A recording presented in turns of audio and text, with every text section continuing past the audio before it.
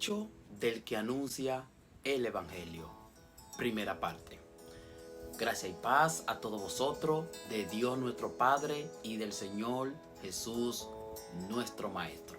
Sean todos ustedes bienvenidos a este canal Leyendo la Biblia. Como siempre, amados hermanos, reciba un cordial saludo de este servidor. Recuerda suscribirte a este canal y compartir los videos para que este canal siga creciendo. Sin más, empecemos. Viendo la realidad de las cosas bajo la lupa del pragmatismo, encuentro fuerte resistencia del apóstol Pablo a que la iglesia sirviese como un medio de ganancia para sus pastores. Incluso ordena a la iglesia diciéndole: apártate de ello. Observa, disputas sin razón de hombres corruptos de entendimiento y carentes de la verdad que tienen la religión como fuente de ganancia. Apártate de ello. Por favor, compara este pasaje con Romanos 16, del 17 al 18. ¿Y tú, qué esperas para reaccionar? ¿Es más poderosa la palabra de tu ministro que la palabra del apóstol Pablo? Hermano, la verdadera verdad no es aquella que surge de argumentos bonitos. Es que Abraham diezmó por la fe y la iglesia debe hacer lo mismo. Diezmar por la fe. Es que Abraham diezmó por amor y la iglesia debe dar su diezmo por amor. Preciosos argumentos, pero solamente son eso, mis queridos hermanos, puros argumentos. Sin embargo, el pragmatismo exige evidencia, pruebas, hechos visibles e indiscutibles de lo que se afirma. No hablar por hablar. ¿Puede alguno de ustedes mostrar evidencia de que la iglesia primitiva diezmaba por amor o por la fe, como supuestamente lo hizo Abraham? Se requiere demostrar una verdad que surja de la evidencia, y no existe ninguna evidencia en la Biblia que la iglesia primitiva practicara la donación o distribución de diezmo. Pero los malos hombres y los engañadores irán de mal en peor, engañando y siendo engañados. Amén. No te engañes, amados hermanos, ni engañes a los demás. Jesús claramente dijo: el que no es conmigo, contra mí es. Amén. La palabra diezmo se encuentra escrita en 9 versículos a lo largo de todo el Nuevo Testamento. El más claro de todos ellos especifica que ciertamente lo que de entre los hijos de Leví reciben el sacerdocio tienen mandamiento de tomar del pueblo los diezmos según la ley, es decir, de sus hermanos, según Hebreos 7:5. Entiende esto, solamente los sacerdotes levitas tenían mandamiento de recibir los diezmos del pueblo según la ley, y nosotros estamos exentos de la ley. ¿O seguimos bajo la ley? Los levitas recibían diezmo de sus hermanos hebreos, no de la iglesia del Señor. Los hijos de Leví no son los pastores. ¿Por qué el escritor de las epístolas a los hebreos no aprovechó para declarar que los que tienen mandamiento de tomar los diezmos son los obreros de la iglesia del Señor? Piensen por un momento. Ninguno de los 9 textos neotestamentarios se relaciona al diezmo con la iglesia. En Mateo 23:23, Jesús recrimina a los escribas y fariseos, y ellos no creían en Cristo ni eran iglesia de Dios. Y si bien es cierto, ellos cumplían con el diezmo de la ley.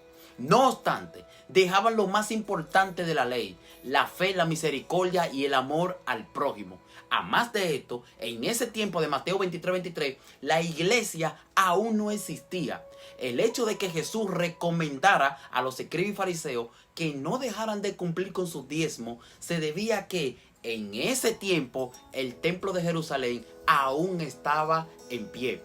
Por tanto, estos dos grupos, que no eran iglesia de Cristo, sino judíos, debían continuar llevando el diezmo de su menta y de su eneldo al templo de Jerusalén, y no a un templo cristiano. Amén. Si observan ustedes, todos los demás textos neotestamentarios que refieren al diezmo, siempre está conectado el diezmo al pueblo de Israel, escriba, fariseo y levita, sacerdote, pero jamás implicado con la iglesia de Jesucristo. Pero he aquí la astucia del hombre. Es que el pastor tiene derecho de recibir los diezmos. ¿Cuántas veces hemos escuchado esto? ¿Dónde se lee en el Nuevo Testamento que los pastores tengan derecho a recibir diezmos? Insisten ellos diciendo, es que Pablo le dijo a los corintios que los obreros tienen derecho a vivir del evangelio. El derecho de los obreros del Señor, eso es otra cosa, mis hermanos. Esto sí es verdad. El obrero tiene derecho a vivir del evangelio. Este derecho no está en discusión. Está en discusión es la mentira. Amén. Insisten diciendo, es que precisamente ese derecho de vivir del evangelio consiste en que el pastor tiene derecho a vivir de los diezmos. Ok, aguanta. Esto no lo dice la Biblia, lo dices tú. Y si esto de agregarle a lo escrito no significa tergiversar ni violentar las escrituras, entonces, perdóneme, no estoy entendiendo absolutamente nada. Estas deducciones vuestras son reprobadas, están torciendo la Santa Escritura de Dios. Amén. Y recuerden que un texto fuera de contexto no es más que puro pretexto. El pragmatismo comprueba todo argumento basándose al resultado de la investigación, aceptando solamente aquel argumento que presenta hechos demostrables. Lo del diezmo cristiano en el Nuevo Testamento no es demostrable, lamentablemente. Veamos qué dice Pablo con respecto al derecho del que trabaja en el evangelio. ¿No saben ustedes que los que trabajan en el santuario comen del santuario? Y que los que sirven al altar, del altar participan. Igualmente ordenó el Señor que los que anuncian el evangelio, que vivan del evangelio. Primera de Corintios 9, del 13 al 14. Amén. Observen muy bien, mis queridos hermanos. No solo un lugar. El texto alude dos sitios de donde se servían los levitas: santuario y altar. Lean hasta que comprendan Levítico 6, del 16 al 26, y Deuteronomio 18, del 1 al 5. En el santuario, los levitas recibían los diezmos de la cosecha de los campos y del ganado bovino cada año. Bueno, todos los años no, solamente los consecutivos. Le explico. El sistema legal en Israel consta de serie de 7 años, 7 veces, y un 50º año, es decir, 7 series de 7 años, dando como resultado 49 años, siendo el año 50 el año del jubileo. Observe lo que dice la Biblia en Levítico capítulo 25, del 2 en adelante. Habla a los israelitas y diles: cuando entren a la tierra que yo le daré, la tierra guardará reposo para el Señor 6 años. Sembrará la tierra. 6 años podará tu viña y recogerá sus frutos. Pero el 7º año la tierra tendrá completo descanso, un reposo para el Señor. No sembrará tu campo ni podarás tu viña. Lo que nazca espontáneamente después de tu cosecha no lo segarás y no recogerás las uvas de los sarmientos de tu viñedo. La tierra tendrá un año de reposo y el fruto del reposo de la tierra le servirá de alimento a ti, a tus siervos, a tus siervas, a tu jornalero y al extranjero, a los que residen contigo, también a tu ganado y a los animales que están en tu tierra. Toda su cosecha le servirán de alimento. Contarás también 7 semanas de años para ti, 7 veces 7 años, para que tengas el tiempo de 7 semanas de años, es decir, 49 años.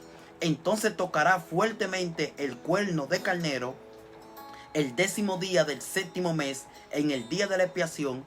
Ustedes tocarán el cuerno por toda la tierra. Así consagrarán el 50º año y proclamarán libertad en la tierra para todos sus habitantes.